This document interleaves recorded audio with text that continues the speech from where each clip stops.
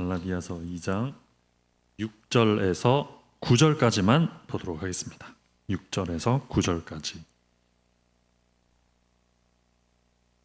갈라디아서 2장 신약성경 303쪽 정도에 있습니다. 2장 6절에서 9절까지 교독하시고 마지막 절 같이 읽겠습니다. 유력하다는 이들 중에 본래 어떤 이들이든지 내게 상관이 없으며 하나님은 사람을 외모로 취하지 아니하시나니 저 유력한 이들은 내게 의무를 더하여 준 것이 없고 도리어 그들은 내가 무할례자에게 복음 전함을 맡은 것이 베드로가 할례자에게 맡음과 같은 것을 보았고 베드로에게 역사하사 그를 할례자의 사도로 삼으시니가 또한 내게 역사하사 나를 이방인의 사도로 삼으셨느니라. 함께 있습니다. 또 기둥같이 여기는 야고보와 게바와 요한도 내게 주신 은혜를 알므로 나와 바나바에게 친교의 악수를 하였으니 우리는 이방인에게로 그들은 할례자에게로 가게 하려 함이라. 사도 바울은 복음을 소유한 사람이었습니다. 복음을 소유한 사람.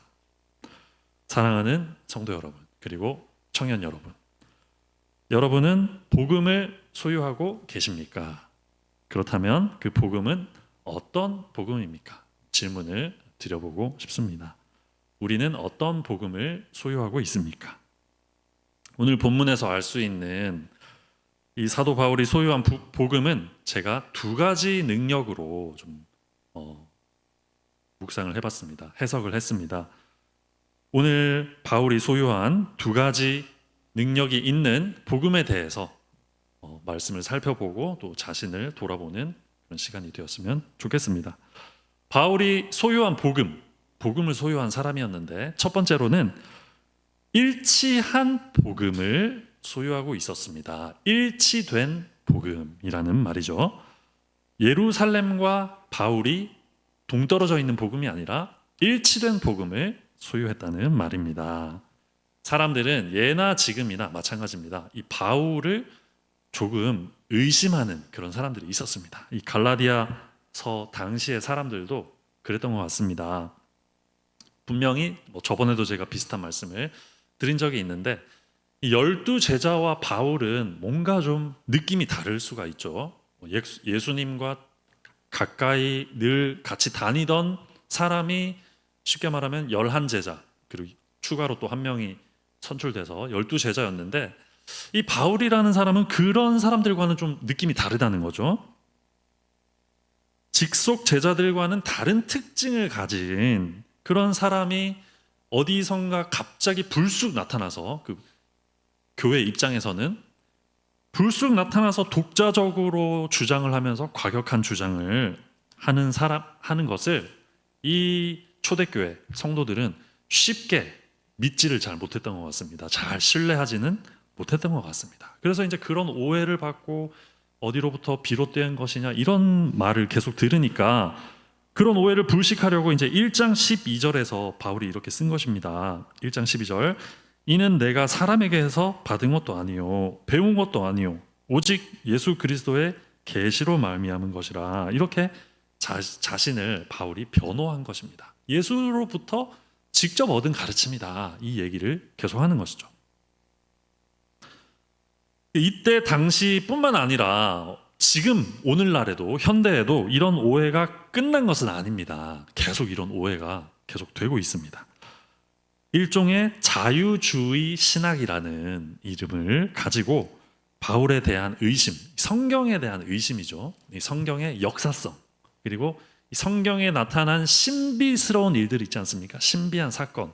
이 사건들의 역사성과 진실성에 대해서 의문을 가지고 심지어 이 성경의 저자조차도 바울이 썼다, 이사야서는 이사야가 안 썼다, 이런 식으로 주장하는 그런 사람들이 있습니다. 한 가지 제가 겪은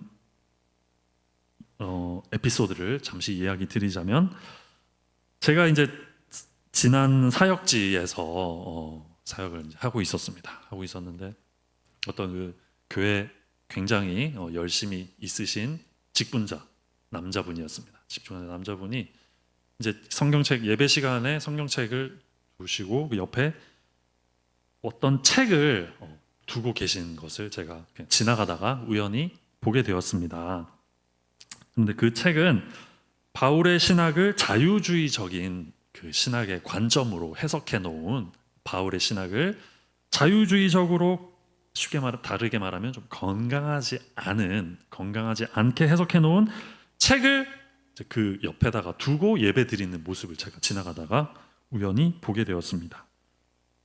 이제 열심히 있으신 분들이겠죠. 이에 해당하겠죠. 당연히 뭐 이런 신학적인 책을 이렇게 찾아볼 정도면 뭐 사실 관심 없는 경우가 좀 더 많이 있을 수 있는데, 사실은 이 열심히 있으신 성도님들 중에서 이런 여러 가지 신학을 가진 그런 책들을 보시고 또 구해서 보시는 경우가 있습니다. 물론 이제 이렇게 관심을 가지고 성경의 지식이나 신학에 관심을 가지고 연구하시고 스스로 생각해 보시는 것은 아주 좋은 일입니다. 바람직하고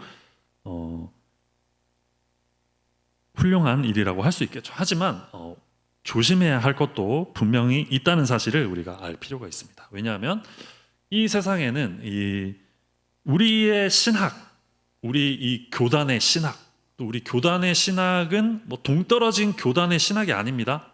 우리 합동 교단의 신학이라고 해서 우리가 생뚱맞게 우리 코리아 한국에서 21세기에 우리가 가지고 있는 신학이 아니라는 것을 알 필요가 있습니다. 우리의 신학은 성경에서 시작된 신학입니다. 사랑하는 성도 여러분.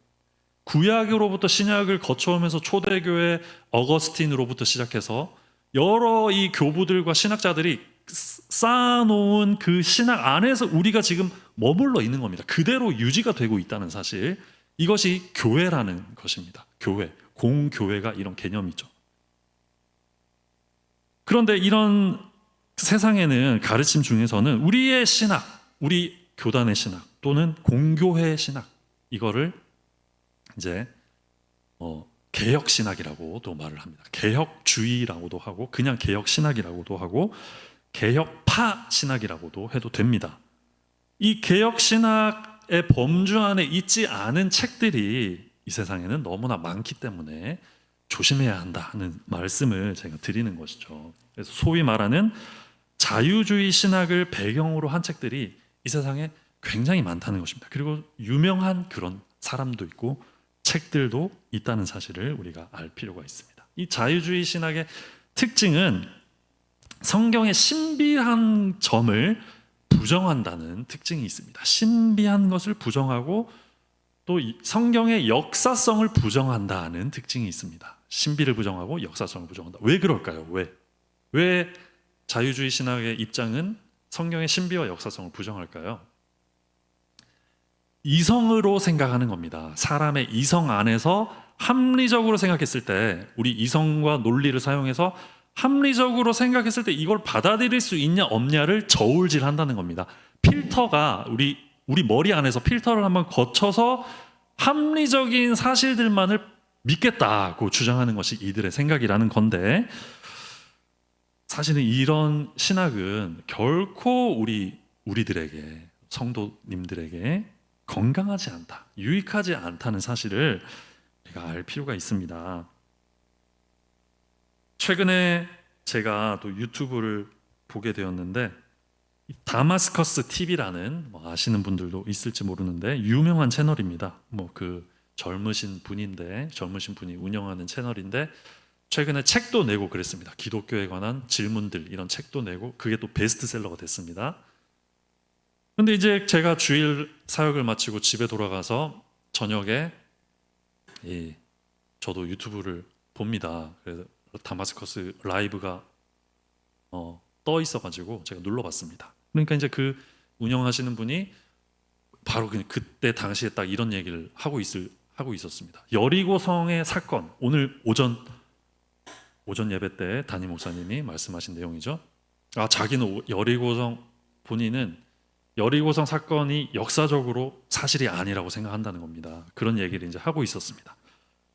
이것 또한 이 여리고성 사건이 신비한 사건이지 않습니까? 여리고성을 돌고 했을 때 무너졌다는 이런 일들, 인간의 합리성 안에서는 믿어지지 않는 그런 일일 수 있다는 것이죠. 이런 사실들을 다 부정하고 쳐내는 특징이 있다는 것입니다.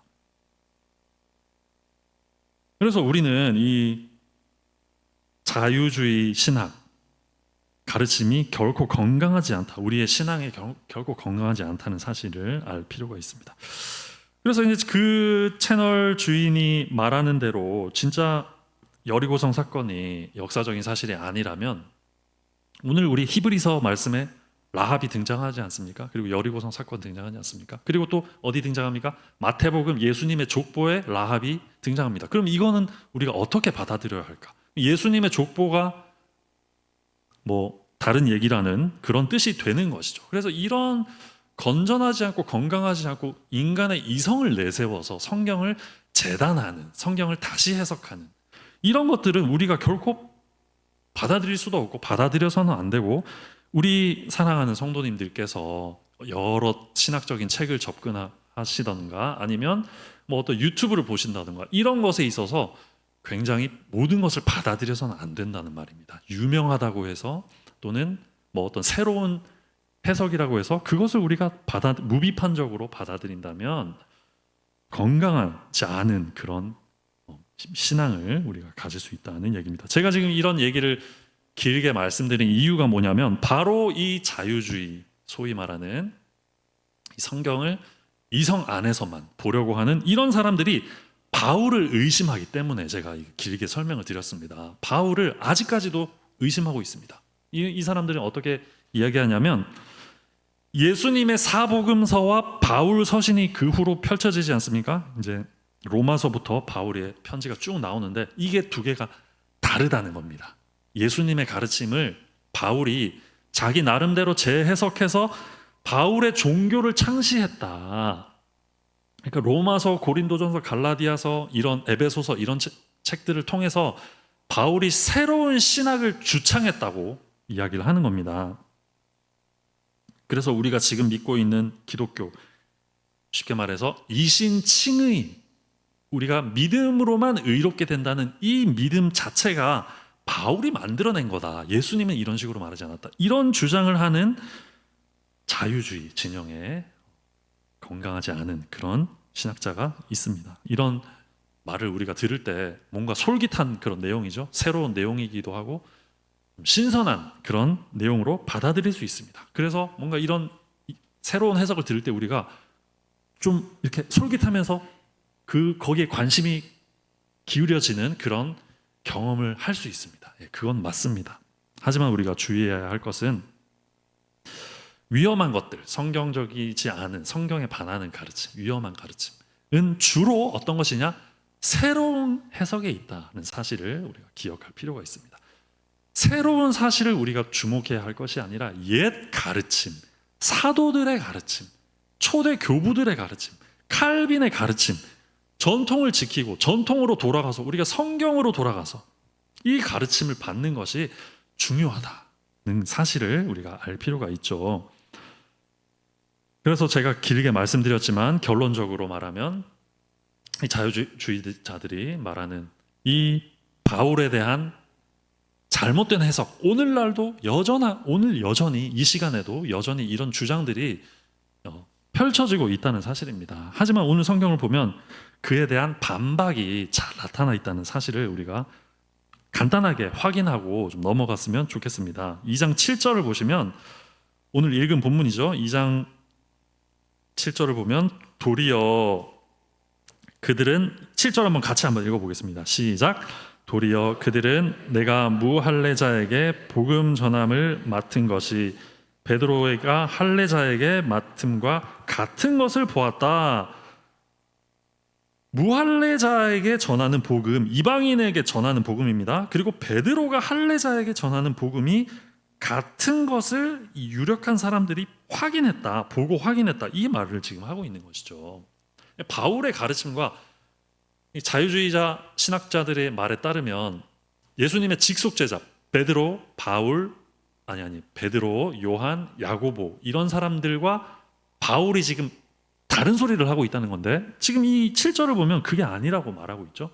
베드로가 맡은 것과 바울이 맡은 것이 같은 것을 보았다고 확인해주고 있다는 것입니다. 8절, 9절도 같은 내용을 말합니다. 특히 이제 9절이 좀 더 중요한 것 같은데 9절 함께 한번 읽어보면 좋겠습니다. 9절 읽어보겠습니다. 시작.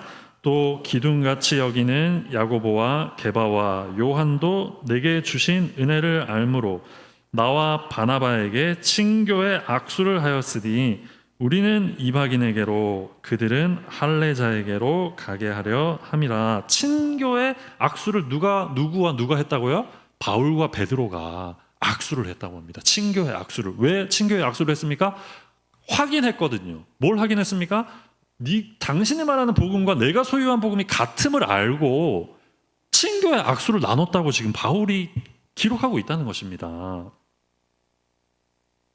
만약에 이 예수께로부터 받은 가르침과 베드로가 3년 동안 예수님과 공생애를 하면서 예수님으로부터 들은 가르침이 있는데 바울이 엉뚱한 소리를 했다고 한번 해봅시다. 상상해 봅시다. 바울이 엉뚱한 소리를 막 하는 겁니다. 예수님과 가르침과 다른 얘기를 막 하는 겁니다. 그러면 이렇게 베드로가 친교의 악수를 했겠습니까? 바울이랑?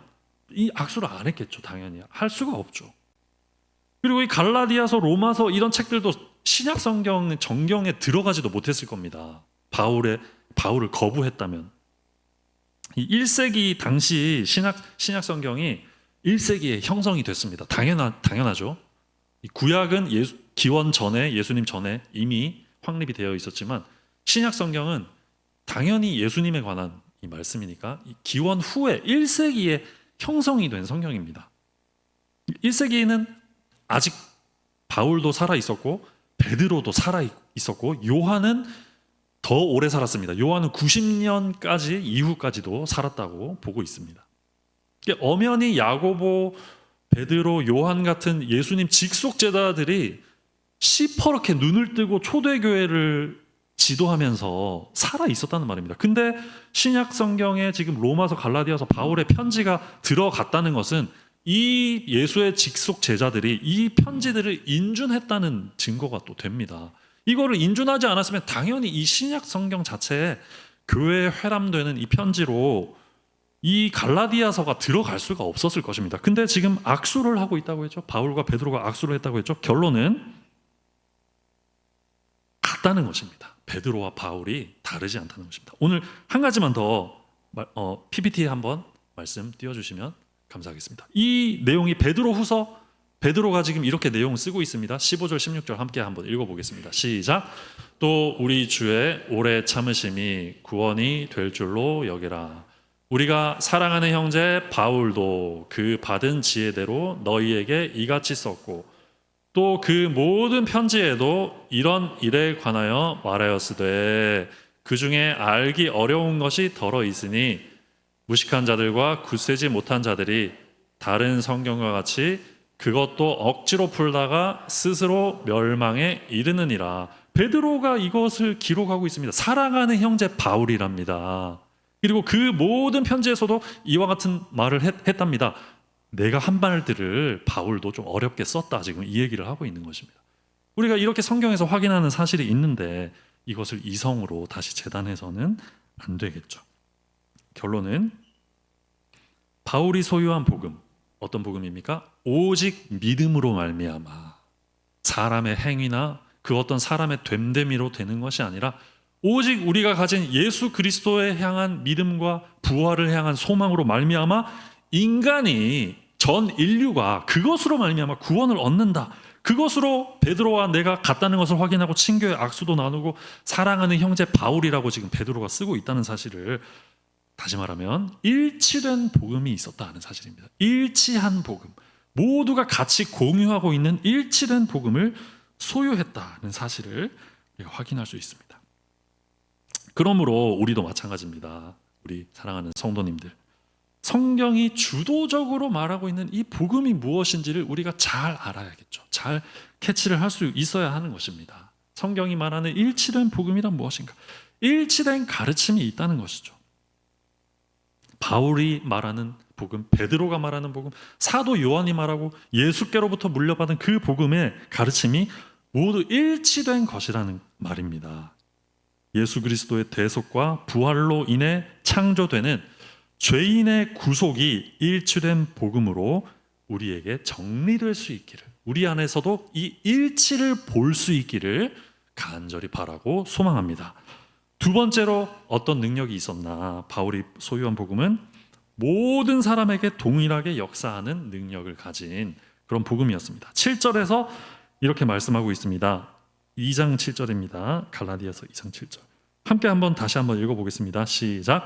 도리어 그들은 내가 무할례자에게 복음 전함을 받는 것이 베드로가 할례자에게 맡음과 같은 것을 보았고, 여기서는 앞에서는 우리가 이것을 일치적인 그런 관점으로 봤는데,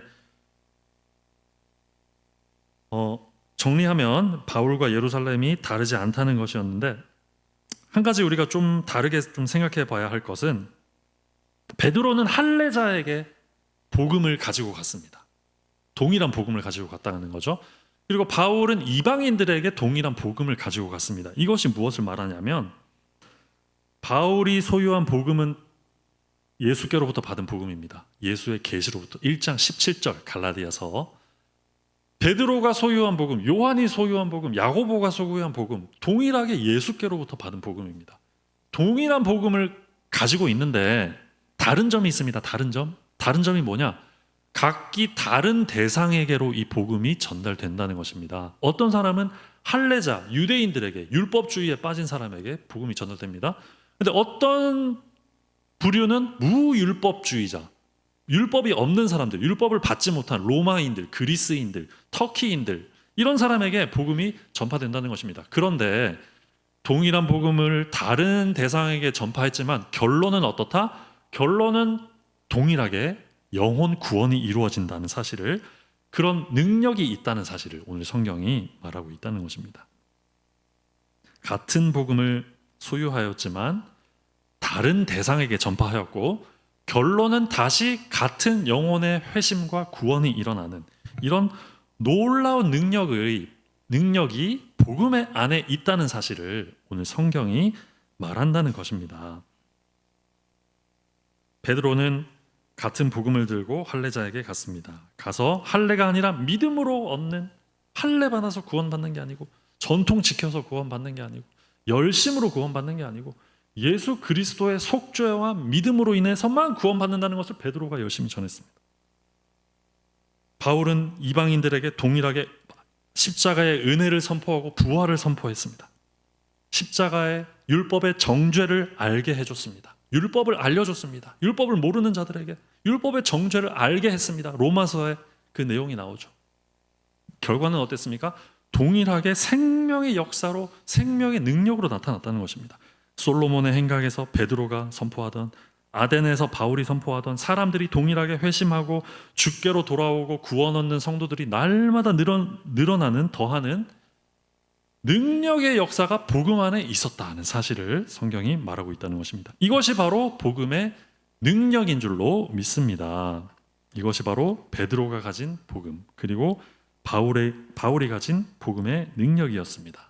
다시 말하면 같은 내용을 가졌지만 각기 다른 생각과 다른 모양을 가진 사람들에게 전달되어서 동일하게 사람을 구원하고 회심시키는 그런 성령의 능력이 나타나는 그런 내용이 바로 복음의 내용이라는 것입니다. 즉 우리가 가진 복음은 어떻습니까? 우리가 가진 복음은 갓난아기나 노인이나 학생이나 청년이나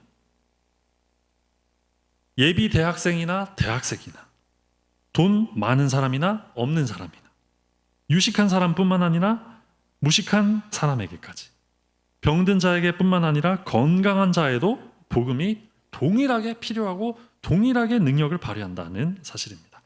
이것이 바로 바울이 가진 복음의 능력이었습니다. 복음의 능력은 인류 모든 종류의 사람, 각기 모양이 다르고 생각이 다르고 형편이 다른 모든 종류의 사람을 동일한 복음이 역사해서 동일하게 사람을 살리는 능력을 발휘한다는 사실을 믿으시기를 바랍니다. 이 두 가지 내용, 제가 앞서 살펴본 두 가지 내용, 첫 번째는 무엇이었습니까? 일치된 복음을 소유하였다. 일치된 복음. 두 번째는 모든 사람을 살리는 능력을 가진 복음이었다는 사실입니다. 이것을 종합해서 우리가 좀 생각해 봤을 때 우리에게 요청되는 사실이 있습니다. 사랑하는 성도 여러분이 들어야 할 그런 메시지가 있는 것입니다. 그것은 바로 모든 사람에게 동일하게 역사하는 생명의 복음을 전 성도가 동일하게 일치되게 소유하라는 요청인 줄로 믿습니다. 다시 한번 모든 사람에게 동일하게 역사하는 능력의 성령의 복음을 전 성도가 함께 일치된 마음으로 동일하게 소유하라는 그런 요청이 우리에게 주어졌다는 사실입니다. 이 음성을 들으시는, 이 복음의 능력을 아시고 일치된 복음을 전 성도가 함께 소유하시는, 갓난 아이로부터 말 못하는 어린아이로부터 노년에 이르기까지 전 성도가 동일하게 일치된 생명을 살리는 능력의 복음을 소유하는 우리 교회가 되기를 주님의 이름으로 간절히 소망합니다. 마지막으로 질문 드리고 마치도록 하겠습니다. 사랑하는 성도 여러분, 다시 한번 처음에 제가 드렸던 질문을 한번 해보도록 하겠습니다. 우리는 복음을 소유했습니까? 그렇다면 어떤 복음을 소유했는지 질문해보는 시간이 있으면 좋겠습니다. 바울이 소유했던 그 복음, 일치된 복음, 예루살렘과 다메섹이 다르지 않았습니다. 서로 친교의 악수를 나눴습니다. 바울은 사랑하는 바울 형제였습니다. 베드로는 사랑하는 형제 베드로 형제였습니다. 우리 안에도 이런 일치된 복음이 있는가 생각해 볼 필요가 있겠죠. 너 따로 나 따로 신앙이 아니었습니다. 베드로와 바울은 너의 신앙, 나의 신앙, 그리고 나의 신앙은 좀 우월한 신앙, 특별한 신앙, 이런 것이 아니었습니다. 자기의 우월한 것을 주장하지 않았습니다. 일치된 신앙, 나만의 특별한 신앙이 아니라 너의 신앙과 나의 신앙이 같음을 확인하고 우리가 믿는 지금 믿음이 어떤 믿음의 자리에 서 있는가, 어떤 세상의 물결, 세속의 물결, 자유주의의 물결에 휩싸이지 아니하고 휩쓸리지 아니하고 초대 어거스틴으로부터 내려온 우리의 이 귀하고 보석보다 금보다 더 귀한 이 예수 그리스도를 믿는 믿음의 신앙을 우리가 서로 확인하면서 일치된 것으로 확인하면서 알면서 서로의 친교의 악수를 하는, 나만의 특별한 믿음, 나의 특별한 신앙, 당신의 특별한 신앙이 아니라 일치된 공통된 믿음의 고백을 하면서 서로의 교제가 있는 우리 사랑하는 개성교회 될 수 있기를 주님의 이름으로 간절히 축원합니다. 이 일치된 믿음을 가지시기를 바랍니다. 율법주의에 빠지지도 않고 무율법주의에 빠지지도 않고 오직 은혜를 알므로 말미암아 겸손하게 순종하는 믿음입니다. 또한 한 가지 우리 알아야 될 사실은 이 일치된 신앙, 이것은 겸손한 신앙입니다. 율법주의적인 신앙이 아니라 겸손한 신앙입니다. 우리의 행위로 되는 것이 아닌 것을 아는 신앙입니다.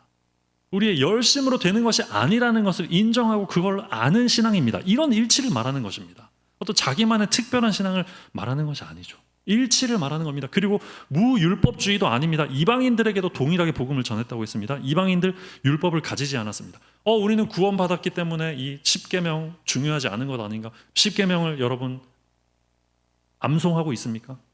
묵상하고 있습니까? 이것을 우리가 해야 되는 것이죠. 율법이 없는 자들이 아니라는 것입니다. 율법 안에서 정죄함을 알고 그리스도를 의지하는 그런 믿음이 있어야 된다는 것입니다. 그런 일치된 신앙을 말씀드리는 것입니다. 이 일치된 신앙은, 이 겸손한 신앙은 우리 모두에게 또한 절실히 필요하다는 사실을 우리 성도님들, 사랑하는 성도님들 반드시 기억하시고 마음에 새기시기를 바랍니다. 모든 사람에게 필요하다는 것입니다. 이 일치된 복음이 나뿐만 아니라 어린 아이들, 유치부 아이들뿐만 아니라 유아 세례를 받은 갓난 아이에게도, 노년에 이르는 노인에게도, 모든 사람에게, 병든 자에게만 복음이 필요한 것이 아니라 건강한 사람에게도 복음이 필요합니다. 부한 사람, 여유 있는 사람에게만 복음이 필요한 것이 아니라 가난한 사람에게도 필요하다는 것이죠. 이 사실을, 우리의 모든 인류에게 복음이 간절하게 필요하다는 이 요청과 절실함을 우리가 소유하게 할 수 있기를 간절히 축원드립니다.